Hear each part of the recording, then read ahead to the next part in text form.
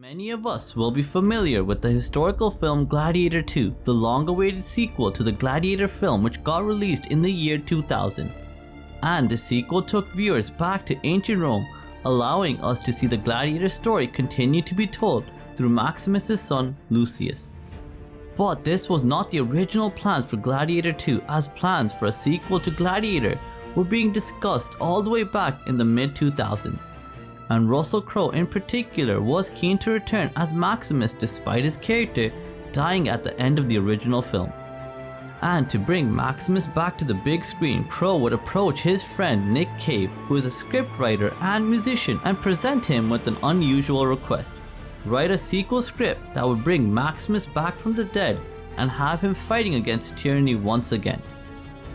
And upon hearing this peculiar demand, Cave asked what any sane and rational person would have in this type of situation. Didn't you die in Gladiator 1? How am I supposed to bring you back? Crowe's response was simple and straight to the point. Yeah, you sort that out. And this brief discussion between two friends and colleagues would lead to one of the most bizarre, confusing and ambitious sequel scripts ever written, with the working title for this film being Gladiator 2 Christ Killer. The opening scene in Cave's script starts off with Maximus awakening not in the heavenly wheat field he envisioned, but in what Cave describes as a sodden wilderness, essentially a rain-soaked purgatory filled with human anguish and despair. This afterlife was depicted as a massive refugee camp on the edge of a flat, black sea populated by the inconsequential, the unnamed, and the insignificant. And in this purgatory, Maximus encounters a guy named Mordecai, who leads him to a decaying temple where the Roman gods Jupiter, Apollo, Mars, Pluto, Neptune, and Mercury have all convened waiting for Maximus to arrive.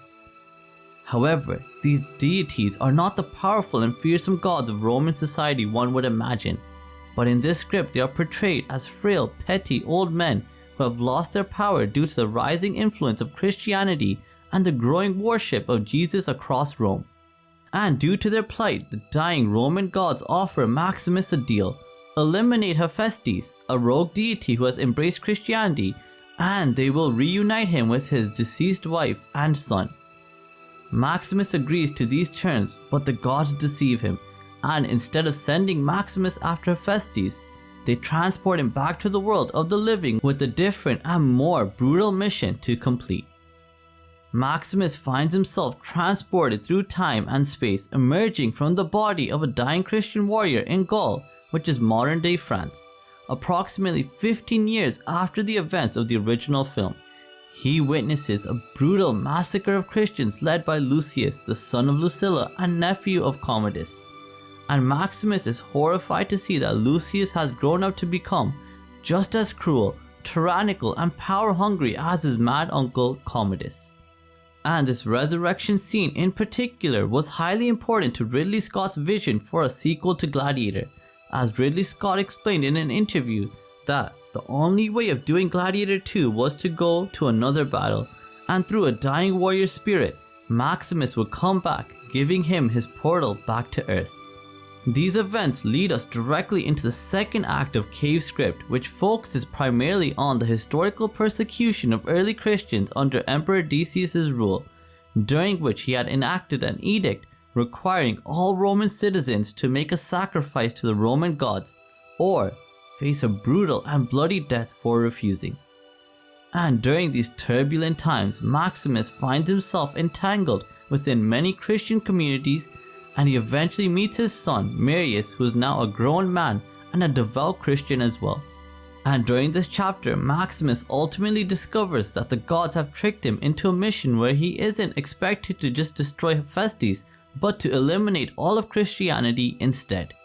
After this revelation comes the final and most audacious act of the script, in which Maximus is forced to kill his own son, but his son ends up being no mere mortal but actually a Christ-like figure, and his death unleashes a curse upon Maximus, forcing him to become an eternal warrior, who is cursed to fight in every major conflict throughout human history, unable to find peace or reunite with his family ever again.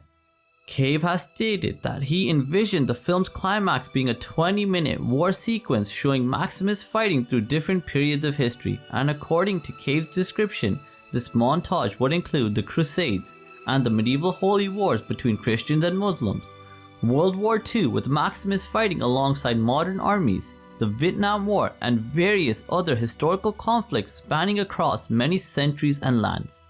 After this 20-minute climax of Maximus fighting in many different battles, the final scene of the script presents an even more shocking revelation at its conclusion, with the story jumping to the present day where Maximus is revealed to be working at the Pentagon in modern-day Washington, D.C., and Maximus is described as being in a contemporary setting, wearing a business suit and working as what appears to be either a government official or military advisor.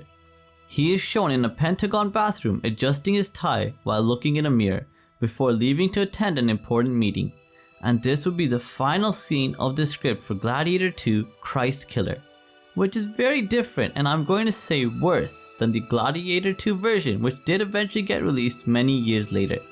And it appears I'm not the only person who didn't find the script to be appealing, as according to Nick Cave, Russell Crowe had a brutal and short response for him after reading the script that Russell Crowe had commissioned to be written in the first place. And all Russell said was, "I don't like it, mate," with Crowe seeming to be particularly put off by the script's relentlessly dark ending, where Maximus never finds the peace he fought so hard for in the original film. In fact, it wasn't only Russell Crowe who thought this was a ludicrous way to continue Maximus' story, as even Nick Cave himself admitted that he enjoyed writing the script for Gladiator 2 precisely because I knew on every level that it was never going to get made, referring to the sequel as a popcorn dropper, which is industry slang for a script so outrageous and nonsensical that it would make audiences leave theaters and showings of the film. Therefore, since Russell Crowe, Ridley Scott, and Nick Cave did not like this idea for a Gladiator sequel, all plans for Gladiator 2 would get shelved for decades.